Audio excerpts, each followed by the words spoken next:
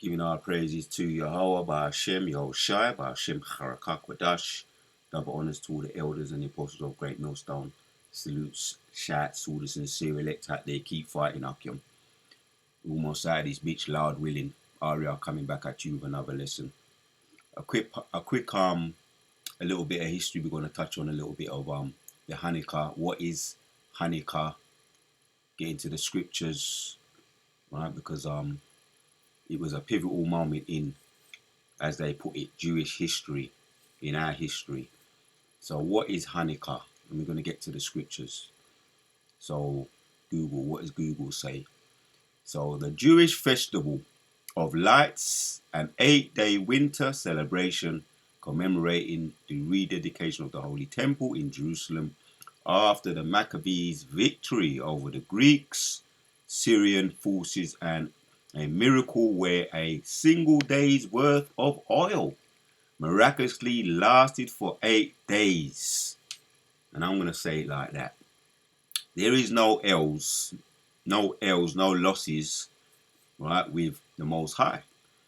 And when we're right, miracles happen, right? Miraculously, oil miraculously.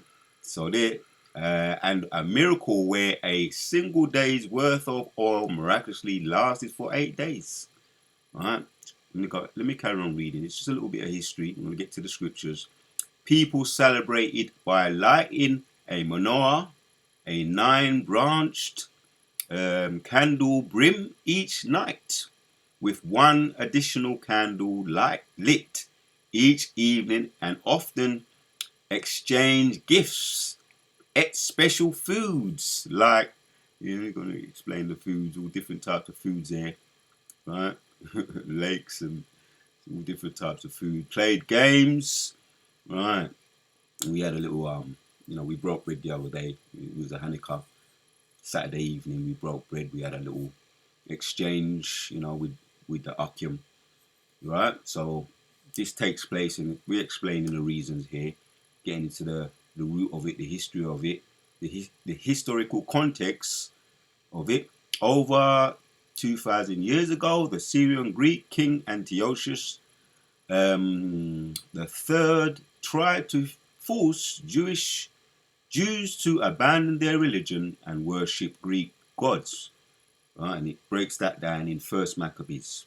When you get into First Maccabees, reading from about 41. The revolt, a small band of Jewish rebels led by Judah Maccabees, fought against the oppression. Rededication. After winning the war, the Maccabees returned to Jerusalem and found the Holy Temple desecrated. They cleansed it and rededicated it back, right? Back to worship, right? And miracles took place because we had the backing of the Most High. They found a tiny jar of pure oil, olive oil, enough for 1 day, but it miraculously burned for 8 days, allowing time to prepare more oil. Right, lighting. There you go. So it's called Hanukkah. Right, there's many That's the description here. All right, and we get into another from the scriptures. Here we got a review. Second Maccabees. We're going to read it, but the review briefly describes it.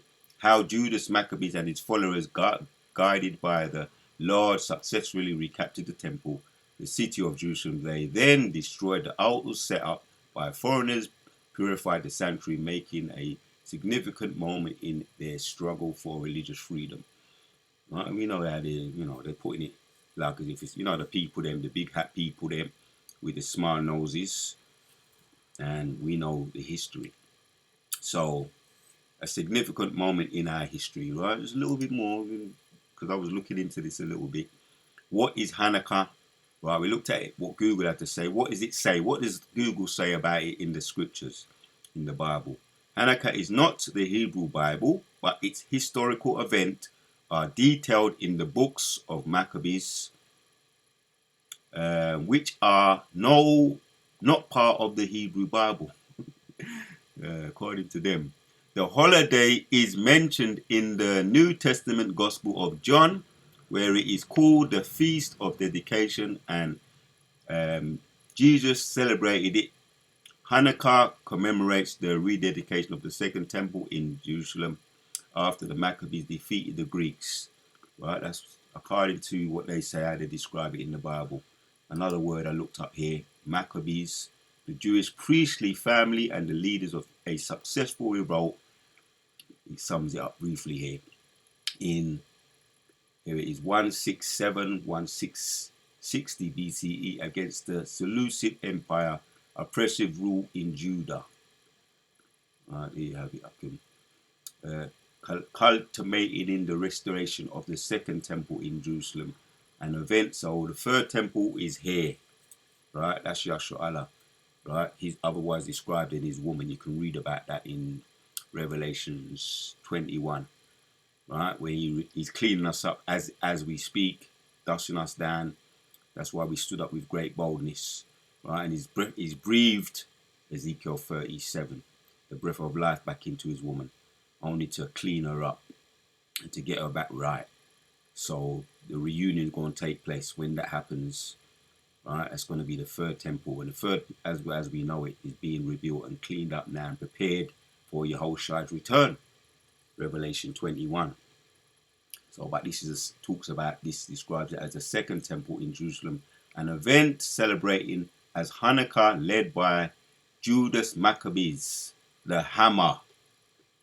The Hammer, yeah. Their rebellion established the independent kingdom, significant period in Jewish history, and are remembered as symbols of faith, courage, and freedom, with accounts found in the book of Maccabees and Josephus to read more about that. So another thing I tapped in. So Judas Maccabees, Hammer. Just curiosity, which I did not know, but for those that maybe didn't know, what is Hammer or Maccabees? What does it mean? Maccabees were a family of Jewish, as they put it, rebel leaders who in the 2nd century BCE led a successful revolt against the Seleucid Greek occupiers in Judah, reclaiming and rededicating the temple in Jerusalem. And we sound like broken records, but this is an important part in our history, right? We won't be doing, continuing the way of remembrance, right? Because Esau, he loves to push his unholy days. He loves to push them. We just recently had what do they call that? I don't even remember what it's called now. but we got the so-called Christmas coming up. All these pagan days. Just recently had that. What they call it, man? Lord willing, it comes back to me. But they have their special high holy days anyway, and they may come, and they want you in so many ways. They want you to take part in it because they want to push that paganism on you, right? The name Maccabees meaning happy or extinguisher, right? Meaning hammer. Maccabees meaning hammer or extinguisher, like refers to Judah Maccabees' false fighting. But in Jewish tradition, it also an carrion for the battle cry. Right, enough said. There you go, man. Who is like you among the gods? Oh Lord notes. So hammer, right? The name Maccabees means hammer or extinguisher, and that's exactly what they did when they had to. When the Spirit of the Lord was on them. Let's read the scripture, and then we're gonna end it. And we're gonna end it off. So 2 Maccabees chapters 10. You have to get that in the Apocrypha. We're gonna read chapters 10. We're gonna read from up to around 9th verse. So Maccabees and his followers, the Lord leading them on, recovered the temple and the city. They tore down the altars that had been built in the public square. And I like, when you have these, if this was a movie, this would be well, we know Esau ain't gonna be pushed these type of movies. This is too righteous. This is a righteous movie on the right hand side. And on top of all of that, how it ends as well. Right? Esau don't like happy endings when it comes to You know, what they call so-called black people. He doesn't like happy endings, and it's never a happy ending. And when you get into some of the movies, when you look into a lot of the movies with Jake in them, Jake go down, he'd be getting it. He'd be getting all the treatment, all the bad treatment, all the bad deaths. You know what I mean? Jake be getting the low end of the stick, right? The short straw in movies. But this is a movie that they never go and push because it has a happy ending, right? Altars that had been built in the public square by the foreigners, and also, so they was all destroyed, the sacred precincts, they purified the sanctuary and made another altar of sacrifice. Then striking fire out a flint, they offered sacrifices after a lapse of 2 years, and they offered incense and lighted lamps and set out the bread of the presence. When they had done this, they fell prostrated. Right, that's what you call celebrating right there. Prostrated to the Most High and implored the Lord that they might never again fall unto such misfortunes, but that if they would even sin, that might be disciplined. Right, if they would even sin, they might be disciplined by him with fervence and not be handed over to the blasphemers, right? The enemy, right? In this case, it was Antiochus Epiphanes, right? Over to the blasphemers and barbarous nations, barbarians, man. The things that they did, that they had the woman and their children do, the things that they had done to the unfaithful of our people, man. It was barbaric to say the least. All the things that they did when they wanted to get us to do away with our customs and our history, right? These barbaric people, right? And they continue with all of that when you get into all the history, in the book, all the historical books about slavery and the lynching and the castrating and all of that. It happened that on that same day, right, on which the sanctuary had been profaned by the foreigners, the purification of the sanctuary took place. That is on the 25th day of the same month, which was Chislev, I'm pronouncing it right. They celebrated it for 8 days with rejoicing in the manner of festival of booths, remembering how not long before, during the festival of booths, they had been wandering in the mountains and caves like wild animals, therefore carrying ivy,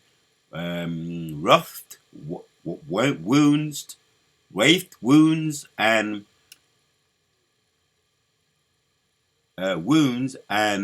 beautiful branches, also palm found. They offered hymns of thanksgiving. The Psalms, which all the Psalms are praises or songs, Psalms of thanksgiving, reformations. That's why they sung. They also sung Psalms as well. Specific one that I like is that there's all of them really, but Psalms 30. Right, to whom he had given successful to be purified of his own holy place, they decreed by public edict, redefied by vote, that the whole nation of the Jews should observe these days every year. That's why we do it every year. Right, they got their high holy days as we know it. Oh, Thanksgiving, it just come back to me. They just had their Thanksgiving. Right, and now they've got coming around this high holy day, the big one for them, Christmas. That's all they got to look forward to. These unholy days where all the things go be happening, people be going missing, specifically children be going missing, right? So this is their high holidays. They keep them theirs every year by design, right? Religiously, so we keep ours every year, as it says here. Should observe these days every year. Such then was the end of Antiochus, who was called Epiphanes. There you have it. Right, so was it a happy ending? There's always a happy ending. It's going to be the title of this video. There's always a happy ending when we're right with Yahshua Allah. Right, because Yahshua Allah doesn't take L's. And when we're right, we don't take L's. So this was the recovery, right, of the uncleansing, the reverse of the uncleansing, which was the purification of the temple after what this person did, Antiochus Epiphanes. So he got his comeuppance, the bad guy. So that makes the movie a happy ending for us. Hence why we celebrate it every year, right? As they call it, right? They call it the Hanukkah Festival of Lights. The Wadi Yahweh Shai, Kala Yahweh Shai. Until the next one. They're always a happy ending with Yasha Allah, right? When we're right with our power, right? The power, the Maccabees, I like that word there. The Maccabees, hammer or extinguisher, right? So the third temple is being built up as we speak, right? We're going to be hammering. We're going to be hammering them. The Wadi Yahweh Shai, Kala Yahweh Shai. Till the next one.